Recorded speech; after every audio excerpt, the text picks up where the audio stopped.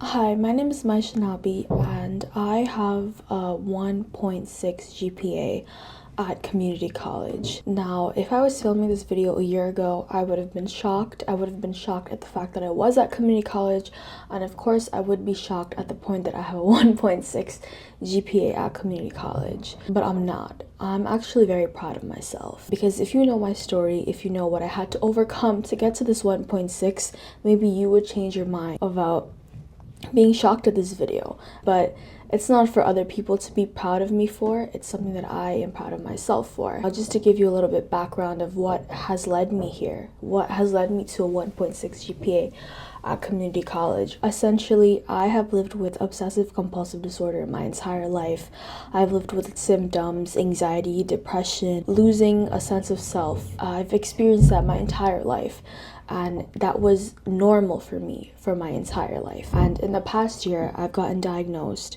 I've gotten kicked out of university where I had a 0.8 GPA, and I made my way into community college with a 1.6 GPA. And so when you put that into perspective of everything that has happened to me in the past year and a half, and even before that, it kind of goes to show that everything in life is really relative. My 1.6 might be something to laugh at, but I know people who have never even graduated from high school, who never even made it to college or community college, and because of the diagnosis that I had to live with, or rather the symptoms that I had to live with my entire life, being misdiagnosed and getting the wrong medication. After all of that, I had a 0.8 GPA in university where I wasn't really attending my classes. It was hard for me to even roll out of that bed right here. With all things considered, I am really proud of myself for everything that I had to overcome to get to this point. And the reason I'm making this video is not to gloat. A lot of people might think that I don't even have anything to gloat about. Honestly, the amount of improvement that I've seen in myself in the past year and a half, in the past year, the past 6 months, every day it's just up, up, up, up. And maybe you can't see it every day. It's not a linear process. They say that healing is not a linear process, but I do think that it's an exponential one. Over time, when you zoom out, I do think it's an exponential one. And I just wanted to make this video because it's not something that I thought I would have been making a year ago, or even when I was in university, or when I was graduating from high school. I was never a bad student, never in my life. I remember back in elementary school, I was having all these intrusive thoughts and OCD symptoms. I loved learning. I loved, elementary school. We were like coloring and stuff like that. We were reading like small like children's books and stuff. I loved doing all of those things. And in middle school, I loved the classes that I had in middle school. I loved learning about algebra.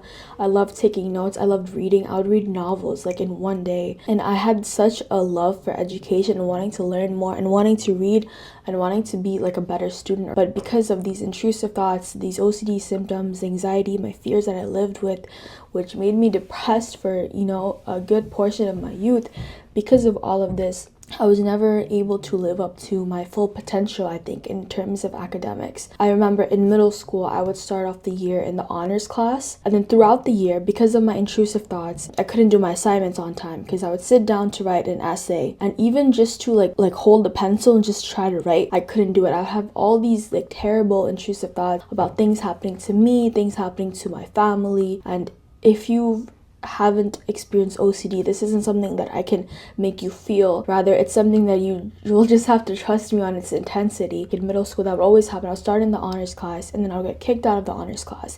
And then the next year, the guidance counselor would come to me and be like, "Hey, you're doing really well. We think you deserve to be in the honors class." And then I would get put back in the honors class, and then the next year, I'd get kicked out of the honors class again. I had made friends in the honors class when I would start off the year there. Everyone was just more like academically focused, and I loved being around that environment. I loved being around those types of people. When you get kicked out of the honors class in the middle of the year, it kind of takes a toll, like an even bigger toll on your mental health and like your self-esteem, because you've been in like the quote-unquote smart class. You're still seeing the smart kids during gym class, in the cafeteria, and you're sitting at a different table. It's almost like being segregated from the smart kids, and that doesn't feel good, especially at that age. I don't think it would feel good for anyone of any age, especially when you're 11, 12, 13 years old. That's such an important time, like to your brain really gets shaped during those years. And during those years, I was living with intrusive thoughts and anxiety and all these things, and I was getting kicked out of the honors classes year after year. And so that leads me to high school and my experience at high school. I ended up getting into one of the top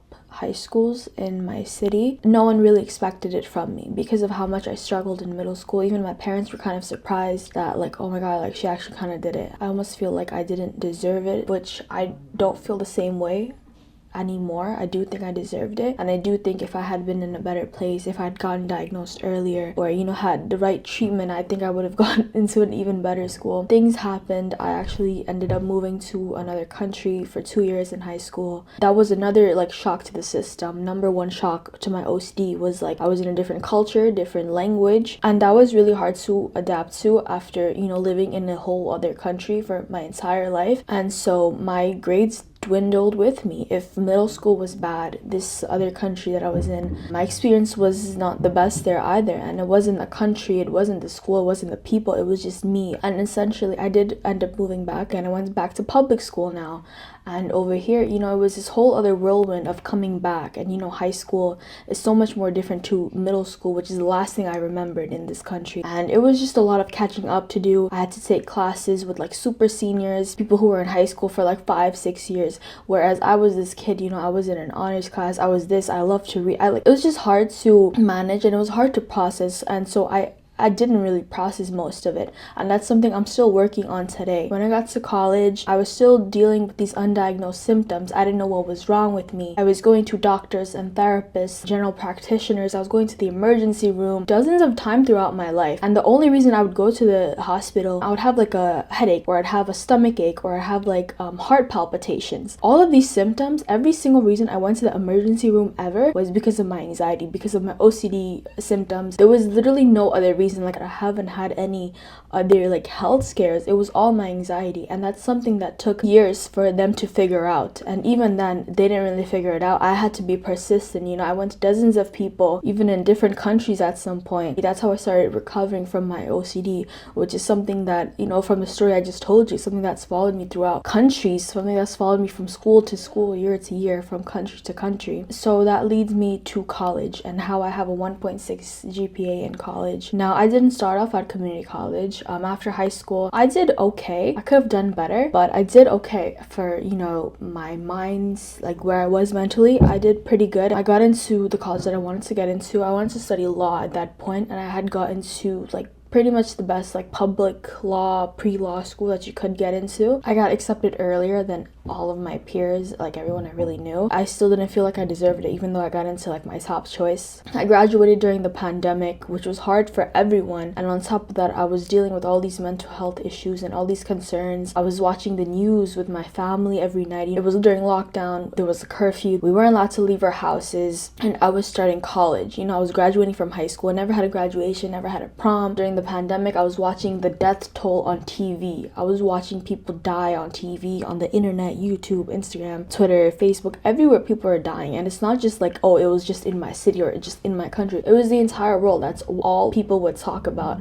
And that was kind of a tough time, and it did exacerbate my OCD further. And so I started online class, and I couldn't do it. I couldn't do the Zoom classes. I would have like paranoid, intrusive thoughts. I'm gonna die. What if I have COVID? What if my entire family dies right now? What am I gonna do? Like, what if there's an apocalypse? All these things going on through my head, and it was a tough time for everyone. I do not discredit that. College was a bust. Like I just could not do it. I could not sit in that classroom. And slowly, they reopened school, and I would take some in-person classes, and I was at that university for 3 years, and in those 3 years I didn't pass a single semester. So after 3 years, they finally dismissed me from that college, which when I got dismissed, I wasn't really that upset because I kind of expected it. When I got that email, that was also around the time when I got diagnosed with OCD. It had just been a few months since I started treatment, and I had already felt so much better. What I did after that was I applied to community colleges, started taking classes. The first semester was rocky, I'm not gonna lie. The second semester was rocky as well. The first whole year was just me trying to train myself to get back into a setting where I sit down at a desk. First semester, I took 3 classes because I was going part-time, and I had dropped 2 classes, and I was just taking Arabic 101. It was really challenging to sit in that class. It was a beginner's class, and the content itself wasn't very hard, but it was just the fact that, I came from barely going to school, barely leaving my house for these 3 years, struggling in high school, struggling in middle school, struggling my entire life with intrusive thoughts and paranoia, and I'd have sleep paralysis, paralysis and stomach issues and all these health concerns, to just sit down in a classroom was such a big deal for me. So I remember I was telling myself in my head, even the first day of community college, I don't even have to pass this one class. I'm just gonna sit through this entire semester. That's all I want from you. That's literally what I would say to myself every single day. I did pass that one class, not with the highest grade, but I did pass it. And when I did that, it kind of opened like this whole new world for me. If I can pass one class, I can do it again. And that means I can pass 2 classes. If I pass 2 classes, I can do 3, I can do 4. I can get a degree in college. I can do community college. A few months into the semester, there was this one day where I had really bad intrusive thoughts of something that was happening outside of class, not at home, but something that had happened with some other friends that I had made at that school. And that led me to having a panic attack in the middle of that class. I just started ugly crying, like in front of everybody. And after I had that panic attack, I really allowed myself to cry it out. I didn't hide it. I just kind of owned up to it, like, yeah, I'm crying right now. It is what it is. Once I did that, I gained more courage and more strength and more confidence in myself, because I still showed up to school the next day after I just cried my heart out. That was a confirmation to my brain, like, hey, look, I can overcome these things. I can pass a class. I can have a panic attack in front of people, and I can come back to the same class the next day and the day after that and the day after that and the day after that. It was just these small wins that I kept piling on over and over again. And I did the same thing in the next semester, and I ended the year with a 1.6 GPA. And when you compare that to the 0.8 I had at university, and you compare that to the mental state I was at university, and you compare it to everything I had overcame in this past year at community college, I do think I have the right to say that I'm proud of myself, because that is progress. Taking all those things into consideration, I'm extremely proud of my 1.6. I know that the next semester, while I'm taking summer classes right now, I'm doing okay. It's the second week so far. I have a class in a few minutes. I just know that it's going to be better than the last 2 semesters, and I know the next fall semester is going to be better than the last fall semester. And it's just about piling up my small wins. And of course, outside of school, I have made immense progress in terms of social skills and just like self-love and like self-efficacy and self-confidence. And I think that's amazing, and I think that this video deserves to be made, because this is something that I wish I would have seen a year ago or 2 years ago, to show yourself that it is possible. And it's okay if you don't have the highest GPA, because who are you really comparing yourself against?